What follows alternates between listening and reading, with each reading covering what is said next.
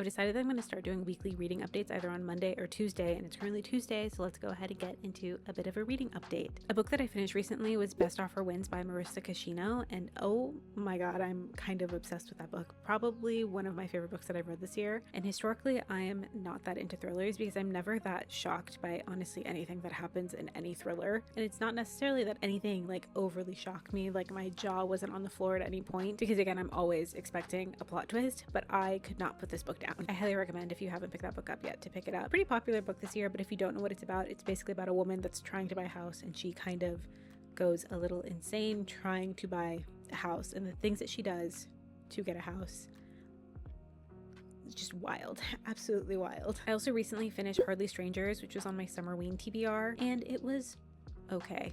You know, not my favorite book ever, not my least favorite book ever. Like, I did finish it, but I don't think it was for me. In Hardly Strangers, we're following our main character Shara as she's kind of putting herself out there after some previous like relationship trauma. We basically see her have this like wild connection and a wild night with a stranger. I appreciated that at times it definitely subverted certain like romance conventions, but I don't know, it just like really wasn't for me. I wasn't like the biggest fan of the love interest or anything like that, but I do think some people would really like it. If you love the idea of kind of like a magical night with a stranger that you're just like super connected with, then I do recommend it. And since we're still currently in Summerween, I'm still reading from that TBR, so I'm about 10% of the way into Dead of Winter. I'm listening to it on audio, but I will definitely switch to my Kindle at some point. And then I'm about to start Vampires of El Norte pretty soon too, and I'm hoping to finish those before the 9th, which is the end of Summerween, and I'm like pretty confident that I will. I honestly don't really know what I'm going to pick up next. I think some options are Games, a Love Story by Anna Maria Volkova. I think that is the name. It'll be on the screen, of course. And also I need to read Heart the Lover by Lily King. Need to is, you know, but basically I vlogged reading Writers and Lovers by Lily King, so now I want to read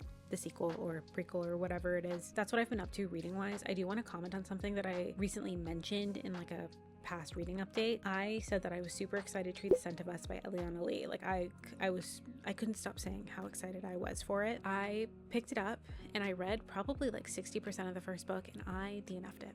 I did DNF it. It's very sad. It just like wasn't for me. It's really hard to say why it wasn't for me, other than the fact that it was a certain level of cheesiness that you sometimes get in Omega Verses, and there was also like a lack of relationship development that you sometimes get in Why Choose books, and like both of those things together was just too much for me. That's very sad because I was so excited to read those books, and you can really tell that I was so excited to read those books in that video, but nothing we can do. But that's it for this little update, and I will update you guys again in about a week or so.